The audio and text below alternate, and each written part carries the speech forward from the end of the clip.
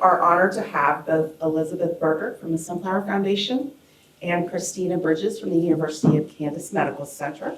Elizabeth oversees the Sunflower Foundation's program, staff, and work. She provides oversight for proposal development and support for stakeholder engagement. Prior to becoming the Vice President of Program Strategy, she served as the Foundation's Program Manager and eventually Vice President of Healthy Communities. Christina is a Research Assistant Professor in the Department of Family Medicine and Community Health. Dr. Bridges has her PhD in microbiology, which I think is fascinating, from the University of Kansas Medical Center. And prior to joining KU Medical Center, she worked 6 years organizing communities to combat food insecurity in the Kansas City area. So I will turn this session over to the two of you, and thank you for being here. Absolutely. Thank you so much, Alice. Yep. And the part of my bio that they took out was, I really appreciate any evidence-based research that points to the benefits of dark chocolate, coffee, any kind of wine. Red wine? I'm always on the eye for that. Okay. I do like to always. Yes, yes, please. I like to, and She's out. yep, okay, we're good. And we're gonna try to tag team on this, but we haven't really practiced, so please give us your grace. I do want to emphasize I'm with the Sunflower Foundation, not the Sunflower Healthcare Plan, nor the Sunflower Horticultural Society, or any of the numerous other organizations that say Sunflower in our name. And if you haven't heard of us, very briefly, we are a health-focused statewide grant-making entity. We are quite small, but we cover the entire state by statute, all 105 counties and our 4 sovereign native nations. We have our work around nonprofit capacity building, we have our work around healthy communities, and we have our work around health systems. And we've had a long-standing love affair with primary care and community health centers in Kansas. This is what we're going to try to get through, and we're already behind schedule. So we are going to be throwing a lot at you, but I do want you to know a lot of the slides are going to have a lot of information on them. That's on purpose. I'm not going to read through them. I'm going to breeze through them because I know what I like to attend, and afterwards look at the slides at ones I found interesting, so I'm hopefully that's how you'll find them of most use to you. I wanted to kind of ground us a little bit, and just remembering COVID really put, food insecurity and the importance of nutrition in our diet on the radar, knowing the link between morbidity and mortality of COVID patients and having a chronic disease related to diet, such as obesity. But even before COVID, you can see that the interest in food as medicine was really starting to tick up in the last 10 years. And it was about in 2020 when Sunflower as a foundation, listening to the safety net clinics we had been working with, the community health centers who said, we need to figure out a way to integrate nutrition into our care and get it paid for. And we paid attention and did research before we launched. And I think it's important for this audience to hear 2 different things. One is food as medicine is not new. Let's pretend this is not new. It's been around since time immemorial with our tribal and indigenous communities worldwide. So we're not inventing anything new. They knew it long before us. But I think it's important to note that when the context of westernized medicine, where its roots started, does anyone know who this man is? Yes. I figured Alice would. That's Dr. Jack Geiger. And he, in the 60s, had a community health center in Mississippi. And he saw, and that's when, if you remember the documentary, Hunger in America, he was seeing very malnourished children with very severe food insecurity. He wrote prescriptions for food, caught some flack from it, and he said, best of my knowledge, last time I checked my medical textbooks, the treatment for malnutrition is food. So I think it's really important that you all take pride that that's where food as medicine started in the westernized medical world. So Alice kind of asked you this, but Christina and I have 3 questions for you, really quick. Just shout it out. I don't do technology, so this is what I call an old school word cloud. You're just going to shout it out and they're going to be floating in the air. Okay. What do you think of when you hear the term food as medicine? Shout it out. Nutrition. Nutrition? Lifestyle. Lifestyle. Balanced diet. balanced diet. Healthy options. What do you think of, sorry, Christina, I'm stepping on you now. That's all right, I'm writing. What do you think of when you envision implementing a food as medicine intervention at your clinic? Education. Education, A nutritionist. having a nutritionist. Something that's not paid for. Let's make sure we get to something that's not paid for. Love the honesty. Anyone else? No wrong answers. So which type of patient do you think might benefit the most from a food as medicine intervention? Diabetes. Those with diabetes, and yes, Christina said no wrong answers. Hypertension, Autoimmune. yes. All of them? Yeah, that's actually a great segue to where we're going in a few minutes. So, all right, you know, and most of you said sort of cardiometabolic dysfunction. And we all know this, but sometimes it's important to elucidate even more. So Dr. Geiger saw patients that were malnourished. You all are seeing patients that are malnourished. They just look different. So we have on our case a modern day malnutrition problem. I put that in red, and I verified this last week because I still believe in science and data.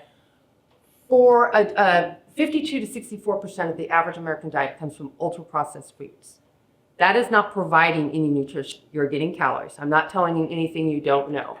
But that is the root, of course, of many cardiometabolic dysfunctions that lead to a malnourishment of the body, even though it presents differently and they might have excess weight and obesity. You can go back to the slide, a lot of great information, a lot of great references. That's why I put it up there. But we wanted to talk about this modern day malnutrition problem in the context of all of these, right, would be great candidates for food as medicine. And especially the patients you deal with that might have food security. And I'm going to let Christina say a few things here. Sure. So as was mentioned, everyone could benefit from food as medicine. Nutritious food is going to give you good health. But of course, I'm sure the patient populations that you all are seeing, many of them are experiencing food insecurity. And there is a direct link between food insecurity and poor health, obesity, hypertension, diabetes, these cardiometabolic diseases. But it goes both ways. And I think that's something that others forget, that it could be that having poor health is going to put you in a situation to cause you to have food insecurity. Maybe you now have high cost medicine, you have stress, you have inability to properly care for yourself and get food.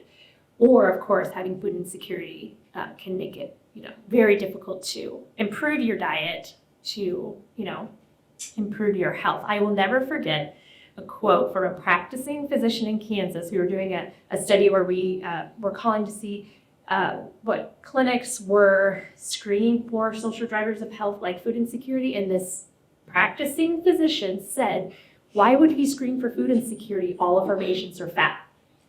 And I hate to say that out loud, but it's important for us to realize the lack in education, I think, that we have this, this connection that goes both ways. So you may have heard the term food as medicine, and you may have heard the term food as medicine, and you may use them interchangeably, and a lot of people do. But there is a debate between the two. If you think of food is medicine, and we think of Dr. Geiger, where basically he's saying food is health. Nutritious food is health, and if you can't have access to that, you aren't going to have your health. And so this is why we talk a lot about food insecurity, just access to nutritious food. Food as medicine, of course, certain foods are going to have a therapeutic benefit. Our colleague, Dr. Marianne Wetherell, will always say, hibiscus tea will lower your blood pressure. Well, we know that. So science has afforded us these very specific therapeutic connections between certain foods and how we can treat conditions. And that's really important. But we also need to remember, if people don't have a baseline of access to even have the dietary patterns that are going to promote health, fiber, I think you're going to talk about some of those, but having fiber and having the micronutrients, the vitamins and minerals, that's essential for every biochemical reaction in our metabolism. So it's not just good extras to have, that is the foundation, and your body doesn't function without them. So I think you know too that any sort of behavior, lifestyle change, intervention is going to require a lot from you inputting, but it also is going to require a lot from within the patient. So you're probably familiar with the stages of change. And when you're attempting to help someone change their diet, you may encounter patients at these different stages. So someone may be in pre-contemplation where maybe it's a lack of education, that they don't realize what a healthy diet is or that the things they're eating are harmful, but they may be at this stage because they don't have access. And so it's really important for us to tease out, our baseline patient population and address those at this point. So you can kind of see here, this is, so much information on the slide, but to see, if folks are at this area, maybe it's more about meeting than where they are with their food access, but maybe it is about education. That's the first thing that someone shouted out. And then what we can do as that patients are kind of moving along towards, taking action towards this is, here are the inputs that we can provide. Someone said a nutritionist or a dietitian, education. We have, the different things we can do by understanding where the patient is to start with. And then you may be familiar with this sort of hierarchy of needs. This is the hierarchy of needs when you think specifically about food. And so this is where we talk about if someone is very low in food security, they may not have enough food at all, and maybe just calories is all they can think about. And so maybe they are turning to what I like to call food-like substances, these edible products that are ultra-processed. But at that stage, that's all they can see. Once you get up to having, enough food, and then acceptable food, and then a reliable food source, and at the very top, this is really that food as medicine. It's when you're using food in an instrumental way to improve your health. But we need to help people get further up this pyramid. And you'll see how when Christina goes through the sub-analysis of the patient data from the 3-year pilot study in Kansas with federally qualified health centers, how it's just interesting how the data, we didn't mean it to be that way, it really shows that. So let's talk really briefly about some implementation frameworks. These are very similar with slight nuanced differences, but really you can see how they all go under the same umbrella of food as medicine. And these are what your handouts are. We at Sunflower, as we initiated the pilot and had our evaluation and advisory team, really adhered to these frameworks because what they all have in common is a nexus with the healthcare system. And why would that be? For that great day in the promised land when nutrition and its wraparound support is really seen as effective as pharmaceuticals in treating a dietary-related disease, and thus it's reimbursable. So this is from the Aspen Institute. We give you a slide with a bunch of resources at the end. They have done really forward-thinking, preeminent work in compiling all the emerging research on food as medicine, and that this is what they use. It's very basic. Provision of food, nexus with the healthcare system. And I'm really surprised at how many food as medicine conversations I go to where there's nary a medical representative at the table. Now, part of that is they're too busy, they're seeing patients or, whatever. But I think sometimes there's it's too easy to kind of think, well, if we tell them to do food as medicine, they'll just do it. It's really easy. It's that easy, right, Matt? But yeah, it's that easy. This is from Tufts. They're also quite the forward thinker with food as medicine. And Dr. Maza, I can never say his name, Mazarapaparian. Don't ask me to say acetaminophen either. Here, I got that one, nailed it. But they, what I love about this pyramid is as you, in many ways tailors the Satter's food pyramid as well. The farther you go up, the medically tailored meals, most research about them, think about it, This is when you're taking a registered dietitian controlled meal to a patient to try to help them post-surgery. Maybe they have cancer, maybe they're old, but they're getting a meal. You have the most control over that. So guess what? There's the most research about it. Also, it's been going on since the 80s because it started with HIV treatment. You have a little less control with medically tailored groceries because you're giving a box of groceries. And then even a little less control with produce prescriptions. So you can see it goes much more up to treatment at the tip of the pyramid. And as we go down, we see equally important but more population level things such as WIC and SNAP. You've got that pyramid, I think, in front of you on one of the handouts. This just came out last week from the American Heart Association. They are infusing millions of dollars into food as medicine research, particularly randomized controlled trials, which we've actually really been lacking up until the last couple of years. I know it's hard to see on the screen, so I made you handouts. What I love about this is it's just showing that pyramid in a different way. The blue, there's your food as medicine intervention for that patient with dietary-related chronic disease. They need a therapeutic treatment through food. Here we have people that they need food. They need access to healthy food. And you will have individuals in your clinic, right, that are eligible for both.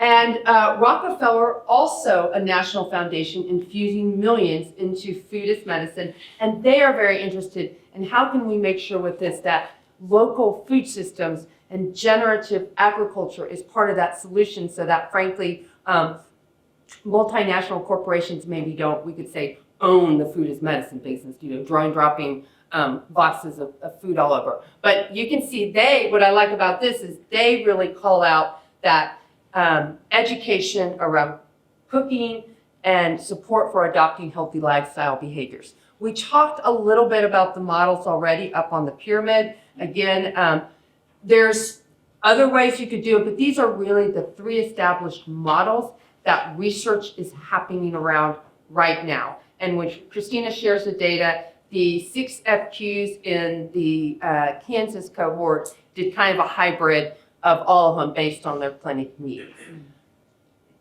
One thing to point out with the medically tailored brochures and the produce prescription, just something for you to keep in your mind if you're maybe in the session today and you're thinking, I keep reading about food pharmacies, that would be cool. Yes, that would be cool. But from the very beginning, you want to think about, am I having a food pharmacy at my clinic? Is it to fill a long-term gap for patients who aren't going to be able to get that produce or healthy food any other way? That's great. It is a different goal than others who might choose that pharmacy as it's not really to give away food, it's to be a teaching tool. Every week, we're going to show a new vegetable, and on Tuesday and Thursday, you get a class on how to cut up butternut squash. You're using that as it's just things to think about when you go into it is what is the purpose of it and who is the patient I'm trying to treat. There it is, Mazafafarian. I think I still put an extra syllable in there.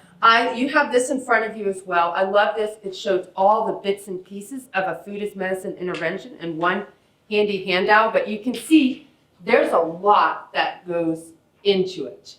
So now that we've talked a little bit more, can you read that on the screen or is it too dark?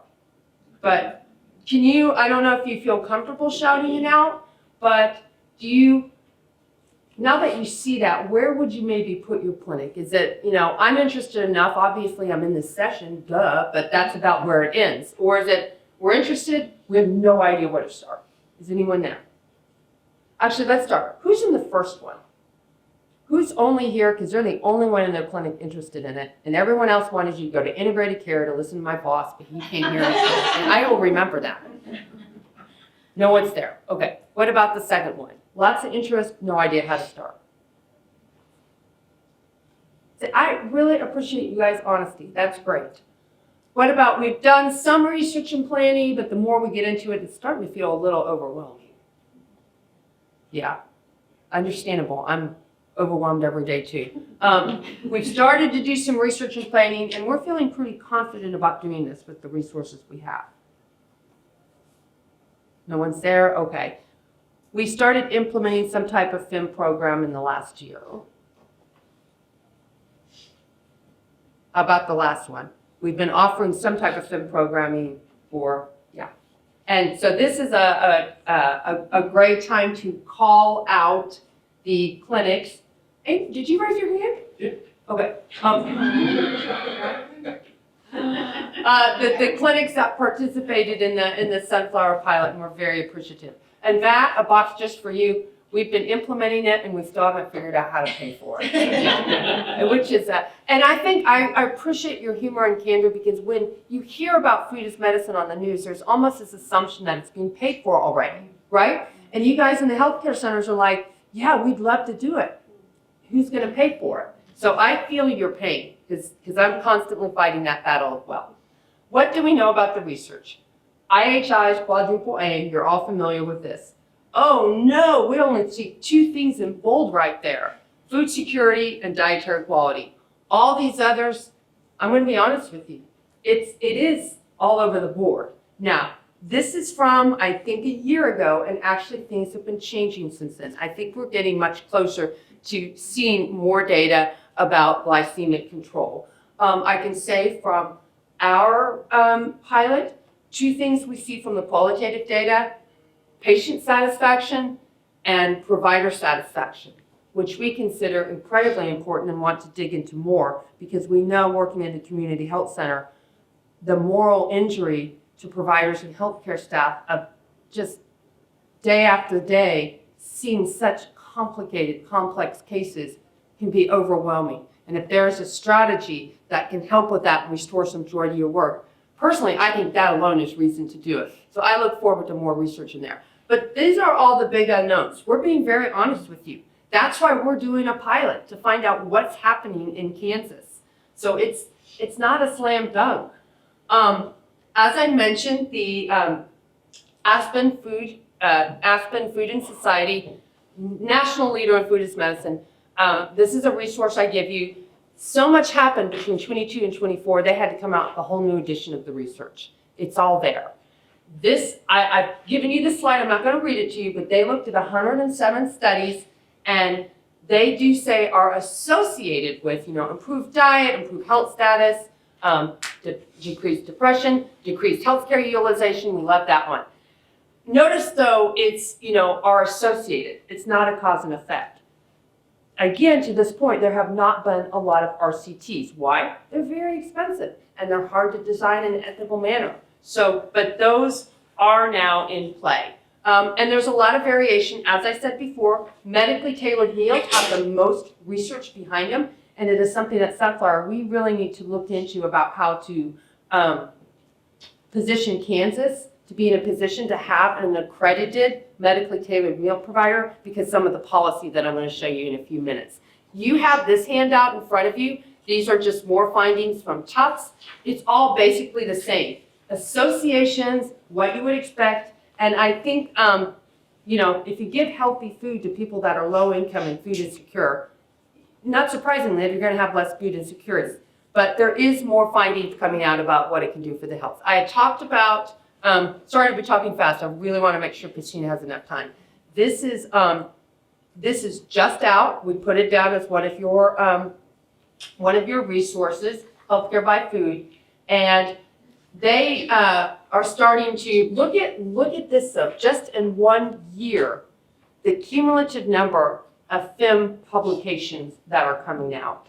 So I feel like we are on the precipice, and this is what keeps me up at night, is the research is coming out, policy decisions are made, and is Kansas going to be positioned to take advantage of any infusion of federal funds for this work? And that's what I think about all the time. Here's some takeaways that they gave from the early RCTs that they're funding that are limited in early stage, but they consistently show feasibility, acceptability, promising impacts on dietary behaviors, psychosocial well-being, and certain clinical markers. Big emphasis too on culturally tailored programs and having strong leadership at a clinic and able to do this. I think I was going to toss this one to you, Christina. Pass it over. So Elizabeth, I love listening to her talk about this. I don't know anyone who's as knowledgeable, enthusiastic, but also realistic about Buddhist medicine. That combination is Elizabeth. So Elizabeth mentioned the Rockefeller survey that they did. This just came out this past spring, but they surveyed over 2,000 people. It was a national study and representative. About a third of them were also healthcare workers that were surveyed. And they found, not surprising probably to all of us, but Americans believe in the power of healthy food. They want to do this. They believe it's common sense that this is going to prevent and manage chronic illness. So some of their findings were more than 4 in 5 Americans believe that healthcare should offer more food and nutrition programs. 9 out of 10 would prefer to rely on healthy eating and medications. And then what's showing you over here is that nearly 4 in 5 Americans think that food as medicine programs should be covered by both public and private insurance. Probably all of you would agree with that. But they also noted, this is across the political spectrum. This has broad support. So, let's get this. Yes, I love that. If we find one thing we can all agree on, Yes. that's pretty That's phenomenal. The other thing, I think this is really interesting, and this might surprise you, when they stratified by how patients answered this question versus healthcare workers. So it says, if given support, how willing or unwilling are you to make dietary lifestyle changes? Patients said almost, 50% said very willing. But healthcare workers thought that maybe patients, only 25% of them thought patients would say that they are very willing. So I thought that was interesting, maybe this difference in perception.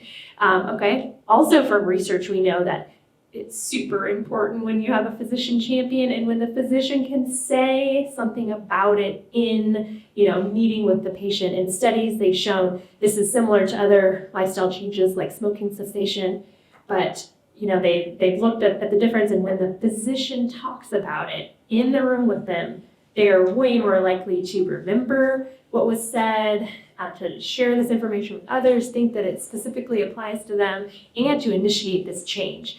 That if they were just handed a piece of paper. So even though you only, have the 10, 15 minutes in the clinic room, it's so helpful for the physician to be involved. I remember Mariana said once, even just circling something on the piece of paper that the physician hands to them, that made a difference to the patient, which is sad, but also hopeful. We can do this. But is this happening enough? Sadly, so far, research says no, it's not happening enough. More than half of patients say that, with diabetes, say that they really didn't get this type of counseling. And providers often report a lack of confidence. So maybe there's a little bit of training. I work in a medical school. They get 2 lectures on nutrition unless they opt for more, unless they want to get into lifestyle medicine. And many of them do, but it's very little. And that is changing, and I will say that's also forefront on Sunflower Foundation's mind, is how do we get nutrition education into medical school. One of our colleagues on the, we call it the EAT team, the Evaluation and Advisory Team, that we've mentioned, Mariana, started the first culinary education and nutrition program that is integrated into the medical school down in Oklahoma at University of Oklahoma, which is fabulous. However, what a lot of people don't know is that she still has to find outside philanthropic support to keep that program going. So not only do we need it in medical schools, we need medical schools to realize it should be paid for, just like organic chem 1, 2, 3, 4, 5, 6. Okay, And all so the what? pharmacology classes that they take. Yes. So I have actually read this. I have a little Post-it notes to prove it. And it doesn't specifically say food is medicine. But remember, this one is the make our children healthy again. However, lots and lots of references to what I would say food is medicine adjacent type statements. Provision of healthy food boxes called MAHA boxes, paid for by the government. That's in here. So rather than SNAP dollars, MAHA healthy food boxes. Things, leaning more on local agriculture to get healthy food to children and families, blah, blah, blah. So I'm anxious to see the next report that's come out. I've heard rumors, not rumors like I'm friends with anyone in DC that tells me, but you read online, like on the Hill, where they report rumors, that there'll be another one coming out geared toward adults and older Americans. Will be really interesting to see if food as medicine is called out more specifically. I do know from the wonderful contacts that we do have with our congressional delegates, they have all indicated that food as medicine is very much on the radar because of MAHA. I just put this up here so that yes, there's a lot of innovation happening in states that have the 1115 waiver. Not in Kansas, and we, Sunflower, did not expend any social or political capital trying to press for this in Kansas right now, because without expansion of Medicaid, it didn't look like trying to get specials built into the slim existing Medicaid we had right now was really, the juice would be worth the squeeze. We have focused a little bit more about what our reimbursement strategies through Medicare. For that reason, turns out that may pay off. I'll tell you why in a minute. But there is innovation happening, and that's where a lot of research is coming. I do want to point out Massachusetts and North Carolina, just this year, released studies from their statewide pilots that did show statistically significant costs in healthcare utilization, reduction in hospital admissions, and just seeing the doctor overall. There's legislation that have been introduced over the summer and this fall. One about the VA. As we know, the VA is a wonderful testing ground because of the ability to scale, but also just keeping in mind a National Food as Medicine Day. I realize this isn't going to give Matthew Schmidt the money he needs for his clinic, but you know what? I'll take it. It's a day. It's symbolic. So hopefully that will pass, and next September 14th we can celebrate it. Some things are happening around GusNIP, the produce prescription, and actually strengthening that program, which I find very exciting. AmberMed and Hoxie, the only safety net or community health center and rural health center in Kansas to ever receive a GusNIP grant, actually the only one in Kansas, so big applause for them. I had to put this up here. Of course, this is happening in tandem with SNAP access and reporting bills, which might not be so beneficial to the populations you're serving. So taking both. This is probably the most exciting thing, happened just last week. A bipartisan bicameral bill to improve the health of seniors with medically tailored meals. So here's a little information on this. Again, remember, you're going to have these slides. So Roger Marshall, Senator Marshall, huge champion of this. So if you love the idea of food as medicine, call his office, let him know. Reading this, what I can remember, they want to target 40 hospitals, but when I hear hospital, I hear Rural Health Center, and I hear FQ, we can get them in here. And they want to pilot it with a specific focus on rural areas with medically tailored meals and seniors. So to do medically tailored meals, preferably you need to be an accredited MTM provider. We do not have one in Kansas. However, I'd like to get us, you can't just go buy one. You need to find a Meals on Wheels. You need to find some kind of nonprofit that has a kitchen, wants to go through the training. The training is available. This can happen. We just need to find an entity that wants to make it happen, so we're not drone dropping medically tailored meals from the sky. So now you might say, well, what about Medicare Advantage? My mother-in-law calls me and says I can get food benefits. That's a little bit of a black box, to be honest, because that data is not shared publicly. We actually don't know if the MA programs are doing food as medicine. If that's what is that what their food as benefits? We don't know the data. So I just want to say that because I do get asked that a lot. Also wanted to point out that also 2 weeks ago, and I read through this as well, the entire the Food as Medicine Coalition was asked to comment for the physician fee schedule and provide that to Administrator Oz. And we also gave you this resource, really great, insightful things in here. And you will see that they understand the healthcare system and they understand what needs to happen from the provider level to the mid-level level, how that reimbursement needs to flow to make this worth doing so that you can do the activities in the clinic. And then finally, the only thing I wanted to point out here is there was a food as medicine toolkit put online last year by the Health and Human Services. It's still there. I checked it just last night. It hasn't been, what's the word I want to use? It looks like it's the same as it was a year ago, so that's good. It's got great information. Sadly, there's not any funding attached to it, so maybe that's it. So go look up that resource now while you can, while it's fresh. And then finally, I need to call out, you've been hearing all about this. From the conversations I've been in, we know that this promote preventative health and address root causes of diseases, certainly food as medicine, big part of that. So what do we know about it here in Kansas?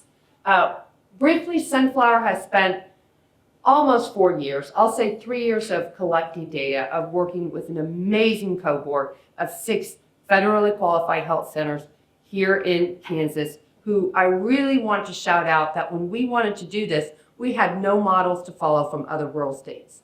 Other rural states just weren't doing it, and for the most part, they're still not doing it. So I'm not lying to you when I say Kansas really is a trailblazer and a pioneer in this, and I could not be more proud to be here today to share more about it. So we have engaged in this journey with a rigorous evaluation. The last thing I want to say before I toss it to Christina, this was not about if you give people healthy food, do they get healthier? This was about, can you implement an evidence-based food as medicine intervention, not in a huge academic institution?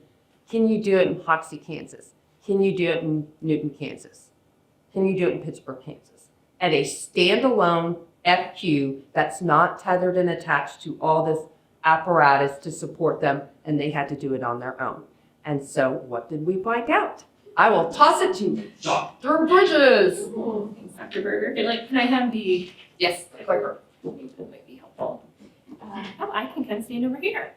All right, so we've already talked about, here's a map of, representing where the clinics we work with, Amber Med, formerly known as Hoxie Medical Center, and here's the list of the other health centers. Elizabeth kind of touched on this, but they all did their own version because they have to do what's right for them and their flag and their patients of food as medicine. And so the first thing we did was work together in a year-long sort of learning collaborative planning session where they heard all the available evidence, what types of programs you can have, and we helped them walk through the process of thinking, who are our patients, what's going to work best for them, what's the need, what do we want to do? And so they all came up with, for the first year of implementation, really a focus on patients with diabetes and wanting to also look at hypertension. So it was patients with diabetes and or hypertension was the focus. They all gave some sort of food. Mostly it was kind of the medically tailored grocery model, so a food box of fresh produce, some shelf stable. We did have one clinic that worked kind of in a tiered fashion where they got some medically tailored meals and then they kind of weaned off and went to the groceries and then kind of to the produce prescription. But for the most part, it was that medically tailored grocery. And then each clinic came up with their own, let's see, what did I call it? Sort of like the extras, right? The education. Some, it maybe was a full-blown cooking class. Others, it was, meeting with a nutritionist or a dietitian to talk about things, or maybe it was goal setting with the community health workers. So they all had food and they all had some bit of education. For our evaluation, we did it in multiple ways. Of course, we lumped everyone together across the 6 clinics to get a big sample size so we could do some fancy statistics. But then we also broke it down by clinic, and I'll show you that in a minute. This is what baseline, what the patients that were enrolled in these different programs looked like when you lump all clinics together. So you'll see almost 70% of them reported food insecurity. Over half were below the poverty line. Almost half had mild to moderate depression at baseline. Almost 80% had either stage 1 or 2 hypertension. And as I said, it was a real focus on type 2 diabetes. But between the clinics, there was a lot of variation. So just looking at, for example, A1C at baseline, some clinics, the average was only 6.6, so it's mostly the like pre-diabetic population, where others, had a starting baseline of over 11%. So a lot of variation there. So the first, most exciting thing people want to hear is, did it impact A1C? And so we will say, yes, it did statistically improve A1C when you lump all patients together. The average reduction was just about, of 0.73%, almost approaching 1% reduction, which is really clinically significant. The greatest single reduction, we had some patients with huge reductions, so 7% reduction. And these measurements, even though the interventions at each clinic, some of them were 3-month interventions, some were 6 months, and a couple were even a year, but these measurements are all at 3 months. And the average reduction for those patients who had a high A1C over 9, very high, was over 1%. So really seeing good clinical improvement on that. So this might be a little small, but you'll have these to look over. This is showing more than A1C. So in terms of the biomarkers, we, in addition to A1C, looked at BMI and blood pressure. And then we had a survey, which we designed along with the clinics. And we had several measures looking at mental health. So the depression score from the PHQ-9. We had vitality and flourishing, which are really questions of like quality of life. Do you feel full of energy? Are you accomplishing your goals? Things like that. And then we had a dietary screener. So we could see, based on dietary recall, what does the diet look like at baseline and what does it look like later? And so from that, you can get, these micronutrients and fiber intake. So this is showing you, when you look at all clinics together, we have, the pre, their baseline, and then their post mean, and it color-coded it for you to make it easier. And if the change was the direction you'd want to see, it's marked in green. So you can see that everything we measured went the right way when you add everything together. I know. And then I also calculated the net change, because in some cases you had patients that were worse, and so, overall, when you lump everything together, it was improvement. Some patients got worse, some patients didn't change, and some patients improved. But if more patients improved than worsened, you have a positive net change. So you can see there it's also green. This is telling us were the changes statistically significant, and you'll note that only we see A1C and that these changes in diet were significant at that level. Okay, this is more of the survey questions. So this is patients rated their current health. We had, of course, the depression screener. We asked them about their food security, whether or not they regularly read nutrition labels, which you've seen is something very important too, diet quality, and then their readiness to eat more fruits and vegetables. That kind of gets into that. Where are you with your, the self-efficacy? Do they cook meals at home? And then how would they rate their diet? And again, here I color-coded it, so you can see in all these cases there was more people improving than either no change or worsening. But what we found was statistically significant was current health, reading nutrition labels, and the sort of readiness and how they rated their diet. So we did see some improvement there. Now we're looking by clinic. So before that was everyone lumped together. When you look at the clinics, each row is a different clinic, so A through F, and you'll see in some of the different areas, food security, fruit and vegetable intake, our 3 mental health outcomes, and then A1C, blood pressure, and body mass index. You'll see it's mixed. And so we can go back and look at differences in implementation, differences in baseline, and all those things are making a huge difference. But just to say, it's not going to be, across the board perfect in every situation. Okay. So another thing, like Elizabeth said, we really want to understand implementation of these types of programs. And one of the main questions is, who can you effectively reach with a program as designed this way? So who is it working best for? And so if we lump all of the patients together again, but then divide them up based on their different baseline characteristics and see, did it work for them? So did we get the same significant improvements when we look at patients in different groups, and that'll make more sense in a minute. And the information is important because maybe we need to understand when we're screening people for these programs, maybe this person needs a little bit extra help in a certain way before we will see the same, for example, improvement in A1C as someone else. All right, so first I'm going to show you, because the slides are going to be really busy, but I did color code it again for you, so you'll know. You'll see first all the variables, and then we'll be comparing different groups. And if it is coded in green, that means there was a statistically significant improvement. If it's not coded in a color, it means that the change was not significant. And if it's red, it means there was actually a significant change in the wrong direction. And you'll see that a couple of times. So this is, for example, comparing men and women in our study. And we can see, the variables there starts with A1C, and we go through blood pressure, weight, then we get into, did they actually eat more fruits and vegetables? So again, if it's green, there was a significant improvement. But as you kind of go through here, you'll start to notice, there are some differences. For example, only women had significantly improved diet self-efficacy, so feeling like they could improve their diet. Only women had reduced depression and improved readiness to eat. So these are all kind of those self-efficacy. Can I do this? They had more confidence in that area. Okay, when we look at patients divided by race and ethnicity, so we have the first column, these Black patients, we have white patients, and then we have Hispanic patients. And you will immediately see a lot of differences.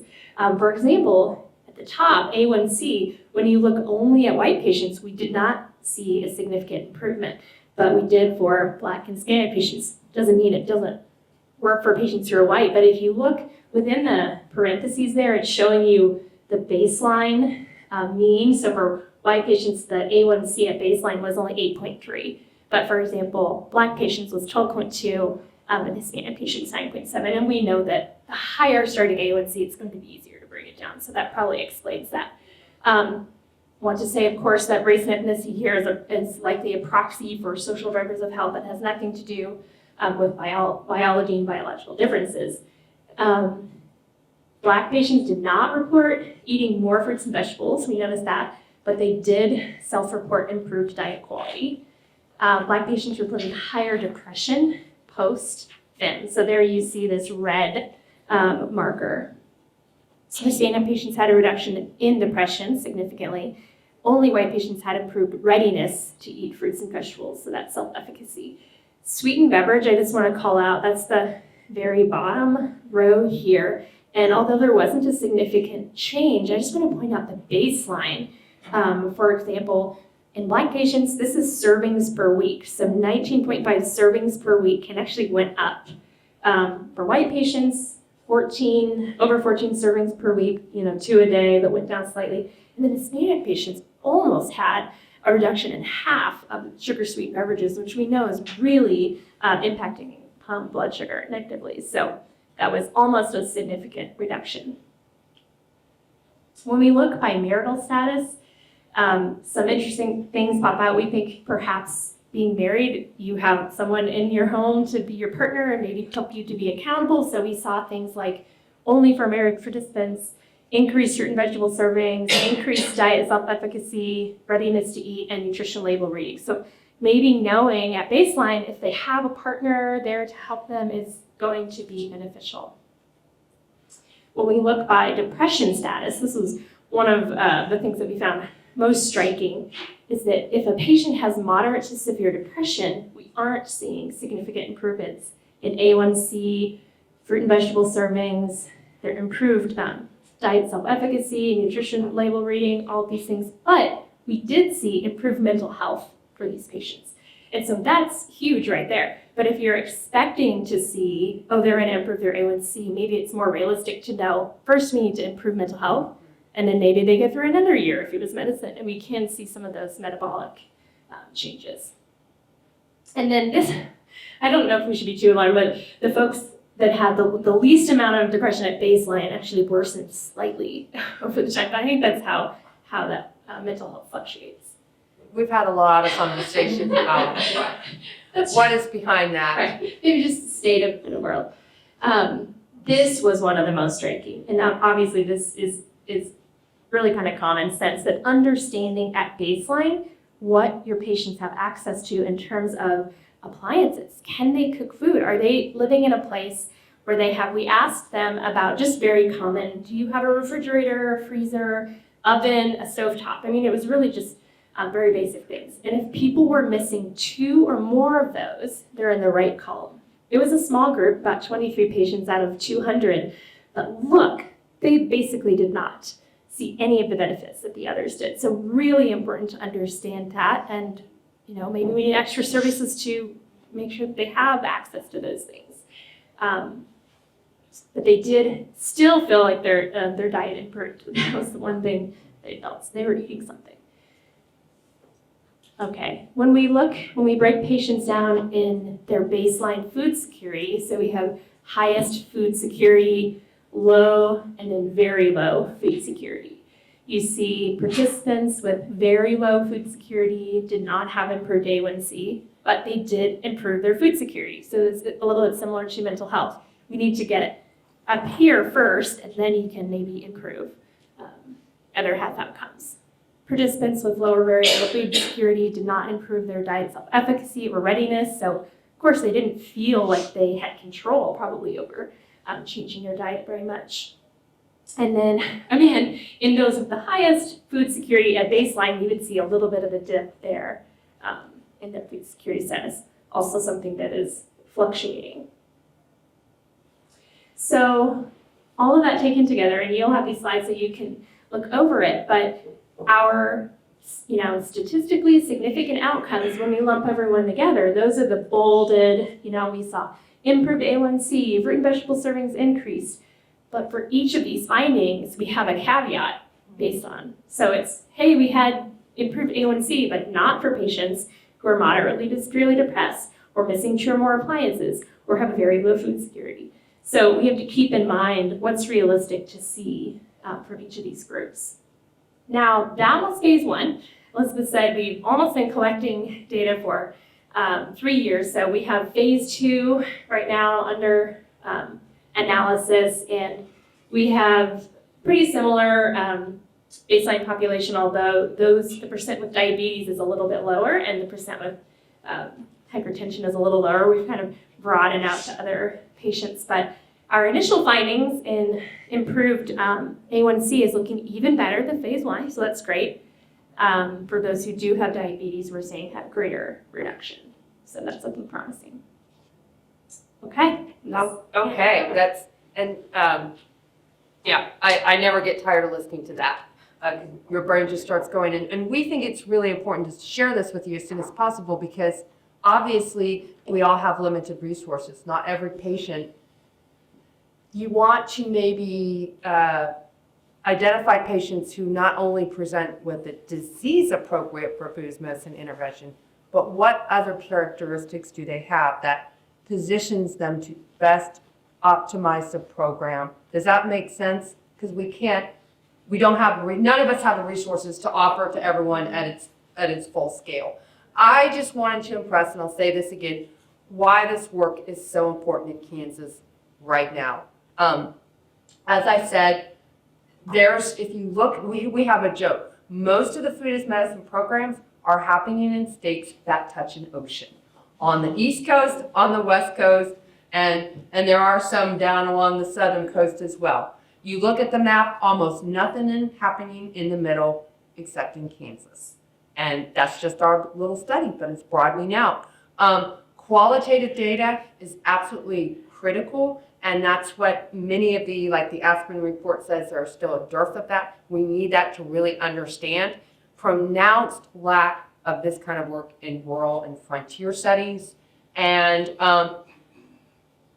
I put up this article that was published in the Northwest Kansas magazine a couple of years ago about the program in AmberMed, and I shared it with a national partner at the Aspen Institute, and they ended up coming to Kansas to hold a national food as medicine research convening. Some of you were there because of this, because it put in their brain, they're like, wow, I never thought about how different it might be, because people still have this impression. You're in Kansas, you're in ag state, food is medicine, how hard could it be? Just go in your backyard and pluck the fruit, And so they don't, so we are very passionate about this work, not only what's happening in the clinics and for the patients, but how it can elevate Kansas. Next slide. So what is next? We wanted to hear from you to help inform some of our thinking. But before we even hear from you on that subject, I wanted to take just a few moments and see if anyone who has participated in a food as medicine program with Sunflower wants to say anything about it. This is your moment in time. And when I reached out to you, I was like, the good, the bad, the ugly. Anything you want to share, just shout it out from your seat. And if you decided you don't want to say anything, that's fine too. I can talk about our program at Overland. So I came in during the last year into my role, so I was not heavily involved with the first 2 years, but the last year I was. And we saw great success. I talked to Jody and Libby yesterday before knowing that I was going to speak here, and I just said, what do you want me to say? And we had such good feedback about having access to that fresh produce, to those healthier options. And honestly, I really, truly believe, just from my limited work in it, that I think we got more participation just because it was going to be accessible food, accessible, healthier food. And we gave gift cards to the grocery store, and as everybody knows right now, food's expensive, everything's expensive. So I think that's how we got better participation. But Jody said even just last week, we had one of our participants reach out that I think was in the second cohort, that they've since lost 70 pounds total. Like they're still reaching out, still wanting some of that contact, still wanting a lot of that support. And I think in Northwest Kansas particularly, just that access to the healthy fruits and vegetables, it's not in our backyards a lot of the time. We have a lot of beef, but that's so important. And that fresh produce box that we were able to get from the Kansas Food Bank, and then our public health department partnered with us to tailor some recipes for what exactly was in that produce box, was very important. And just getting that in front of patients was so important. So Thank you so much, Shelby. Yeah. And again, that was your clinic up there. Yeah, so thank you. For anyone else? I can go. So we're in Newton. A couple of things that stood out to me. Again, I think one of the enjoyable parts about being part of the cohort is everybody did it a little different, and so it didn't feel like it had to look exactly the same. That's like a lot of things we do. It's like it's how you fit it and make it match for where you're at, the resources you have, and what you need. I do think, in one of the things, I have a background in behavioral health too, so I especially appreciated this idea of stage match interventions with everything that we're doing. So it's having interventions that we can plug in like across as we go. We always like to jump into action like right away, and people aren't always ready for action. So there's things we can do before that are really helpful. And so one of the things, it's sort of the good and the bad, because we had limited slots in what we were doing. The people that we got really want to be in our program. I mean, they were ready to do that. We have a waiting list. We have people begging to get into what we're doing. And so they're all very excited by this. They're ready for action by the time they come in there. The way our program works, and one of the things that I think has been valuable, or at least a space for it, is we have a physician-led program. That's ours. Yeah. Is operated, and it's a physician-led cooking class. So it's a 12-week program that people come into that has, and I think one of the powerful parts of ours is the community of that. Like it's doing something in concert with people. It's different than just a food insecurity, or it's different just giving them a box and doing that. So they come together, and in our program, if you're selected for it, you get to bring somebody with you. knowing that you don't live in a vacuum, you go home. And so they bring somebody with them. They get cooking skills. So they walk through, they make food approachable. So let's make these recipes. I think our physician would say, I'm not doing a diabetic education class. I'm not doing a hypertension class. I'm doing a lifestyle class. And partly, I want you to see that you can impact your health. And that you can maybe eat, it's possible, I'm not asking you just to eat carrots and celery. Like, I think when we're done with this, you may find things that you really like. And know that you can cook those at home and that your family will like that. So I'm not asking you to, I think you'll be happier. Like, I'm not asking you to do something where we think you'll be less happy. And you'll actually be healthier. And so they do the cooking skills together, then they cook together as a group. And then they eat together as a group. And then they do the didactic learning in that and then talk through the different pieces. And we still need to figure out how to get that paid for in a group medical. Yeah, so that's my, That is our goal, you and me, yeah, under my what's 2026. next, it's that idea of we'd love to see that turned into a group medical visit. That can component. actually Yeah, pay for itself. yeah, Yeah. and so that's a, but there, I think there's a lot of that. There's a lot that goes in. So we include in ours, we have our behavioral health staff, they're involved with that. We have diabetic educators here in that. We have, and one of those you just sometimes get lucky, had an executive chef that was stay-at-home mom, and she said, hey, I want to do some stuff. So she jumped in. So we have a really good group that they're doing a lot of stuff, and they're unpacking goals, they're unpacking stages of change. They're doing, there's a lot that goes on. I think it's worthy of a group medical visit. Yes, I do too. And how we're doing that. But again, I think our biggest complaint we get from people is, I'd like to stay in. Like, why do I have to quit? Like, 12 weeks, we're done? Like, what's next? Or I'd like to do more. Great problem to have. Thank you so much, Matthew. Can I piggyback off of Matthew's for just a second? So we did the staged approach, but we did a full 12 months. And my husband was actually in one of the cohorts. So listening to Matthew speak, we did prepared frozen meals for the first portion of it. And I tried those and they were atrocious. But and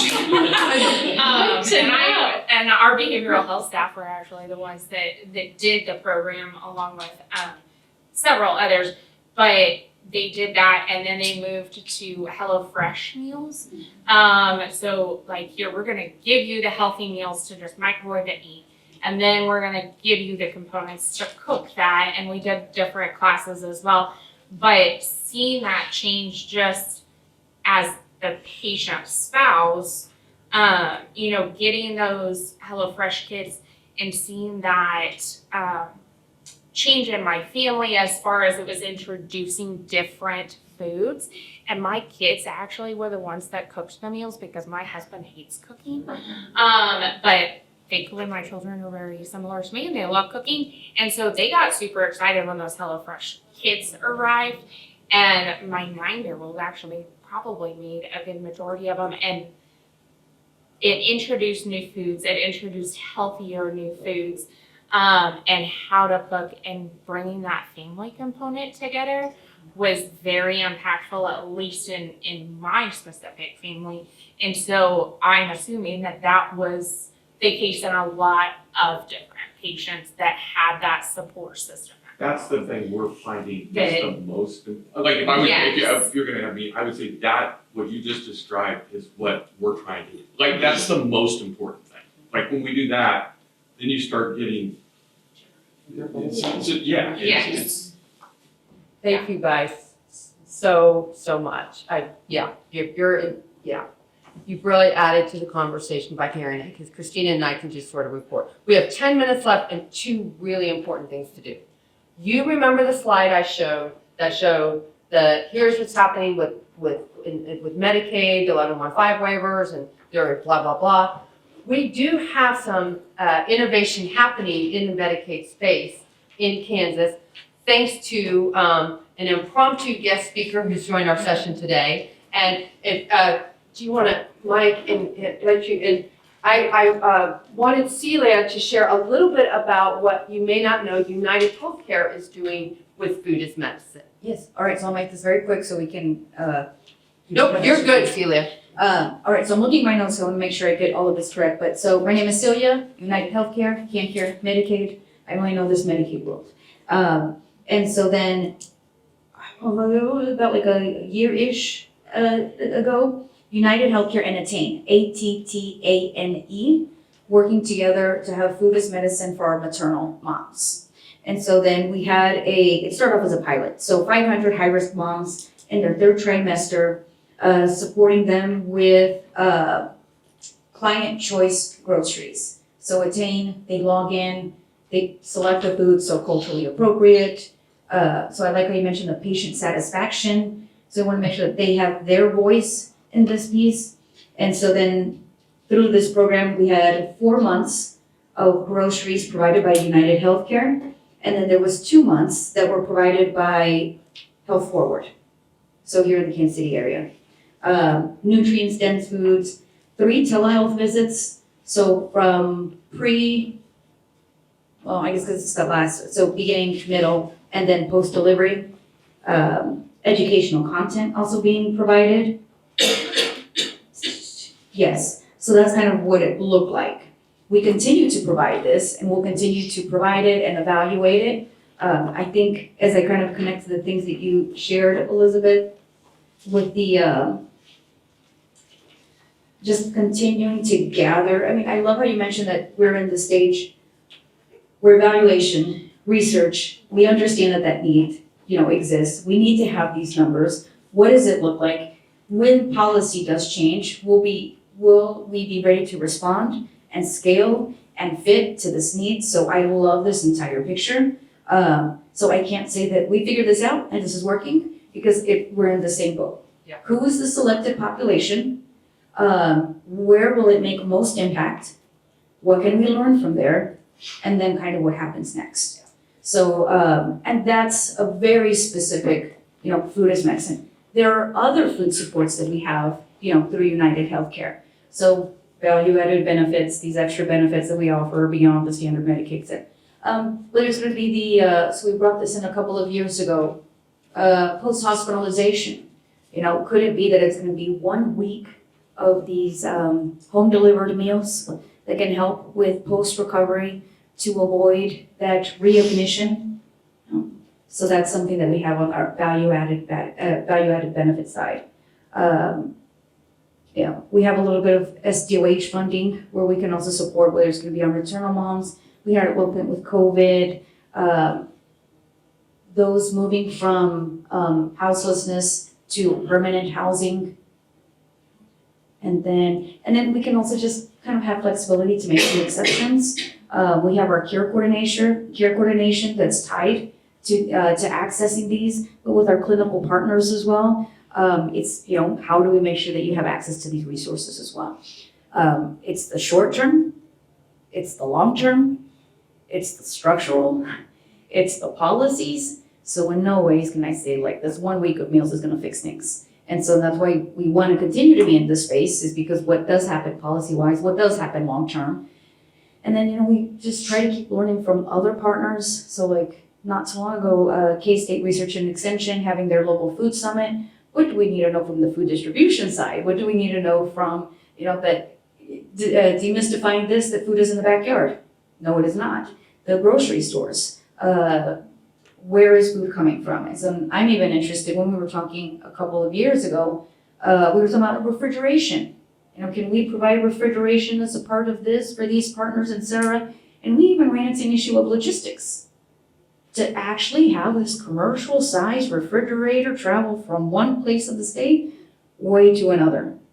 When you talk about the produce, I'm interested in that logistics of produce. How does this produce travel from this place to this place? How is it stored? How is it replenished? And then again, the medically tailored, how does it fit? So we're just really interested in continuing to learn from all of this. And we're excited to start somewhere, keep it going, and then just keep learning from you all as far as responding to need. Thank you. Thank you so much. And I just, again, thank you for United to kind of go out on a limb on a pilot on that. And then so we're just really glad you're here. And I'll say pilot and collaboration, some of the things you've already mentioned here. Yes, yes. Okay, next slide, Christina. Okay, we have just a few minutes, so you guys, you can't be shy. You got it. Okay. What is your temperature check at this point? And does everyone know what kind of thermometer that is? Okay, I achieved my goals today, bringing a smile to your face in a dark world. Okay, what's your temperature check? How are you feeling? Interested, excited, bummed out, overwhelmed, bored? Say interested, I'm excited too, but also feel a little overwhelmed. That feeling never goes away. I wonder if it's better or worse than when you came in the room. Yeah. Better, okay. I think better. Okay. Better, okay, let's go. So we want to really, in the 3 minutes we have, so you guys gotta, we promised CCNK we'd try to help you. This will get you to talk. Sunflower, we're interested in what do you need that we can help pay for, okay? Tell us what you need. Look at this box. What would be helpful? Shout it out. You were to get TA. Program development. Like how to actually put it together and do it. Education materials.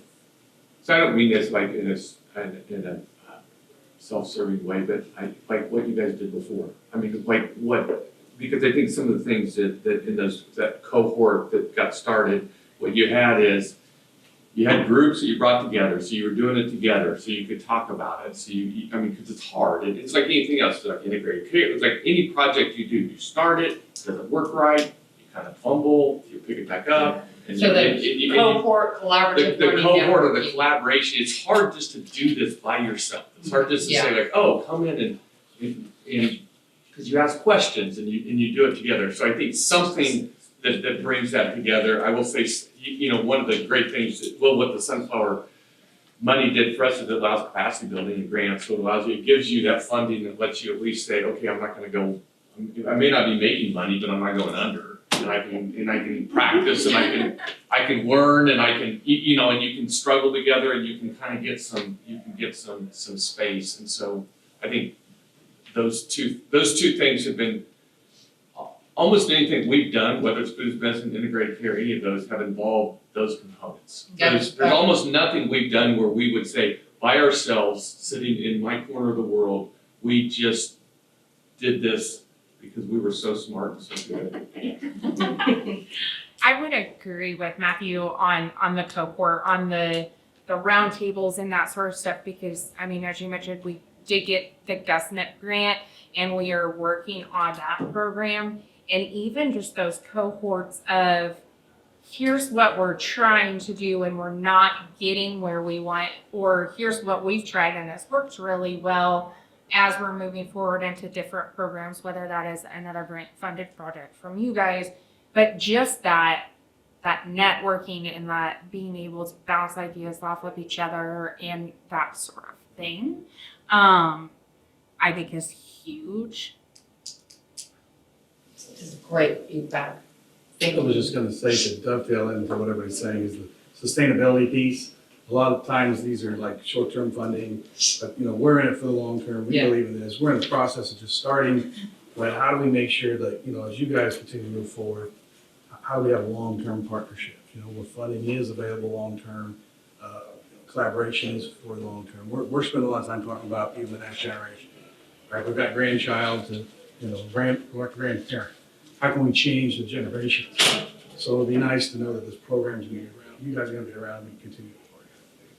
Sense of stability too with this support and funding. But this isn't gonna be Yeah. completed in 4 months or 2 years. Yeah, that's helpful to know.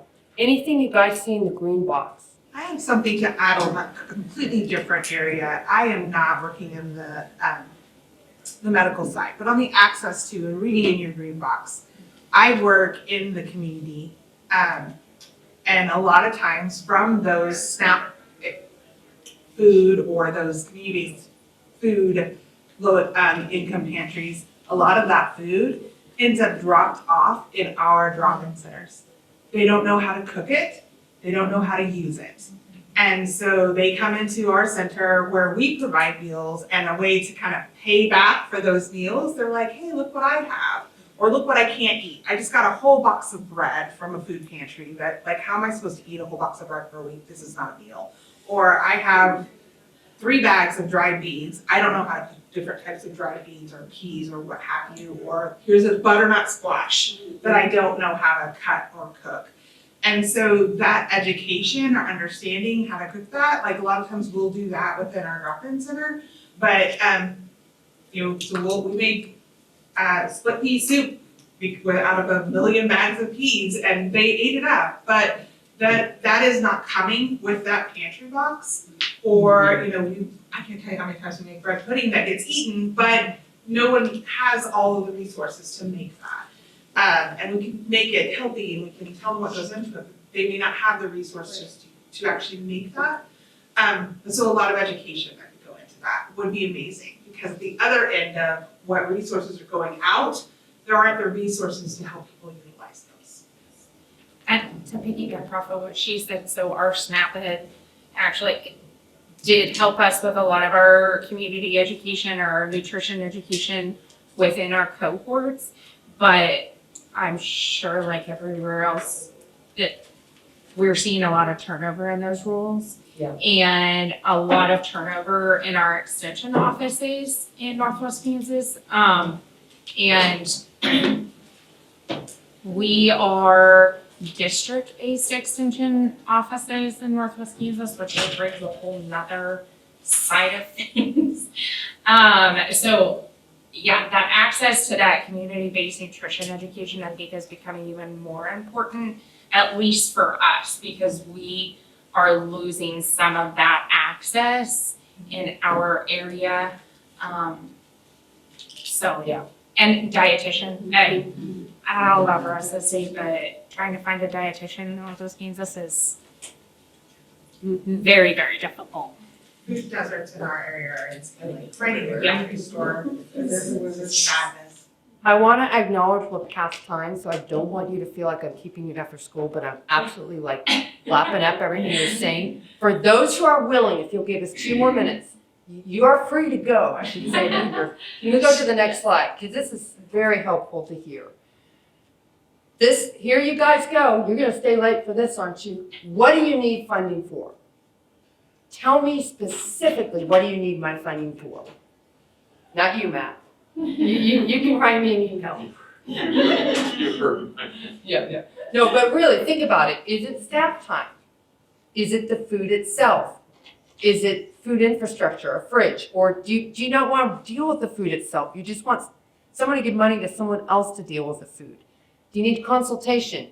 Do you need special programming? What do you need the money for? And if you can't answer me now, email me and answer me later. Community kitchen. To hold places to hold these types of classes.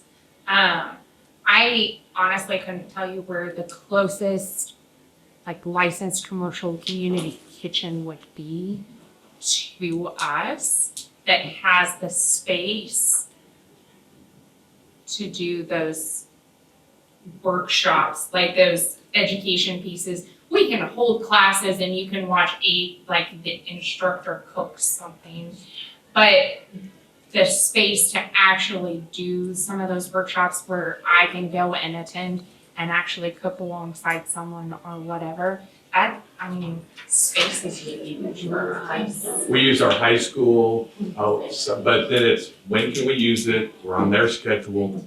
It's only in the evenings. Anyone else? Let's go to, sorry, I didn't mean to. So we don't have time for this. Let's go to the next slide.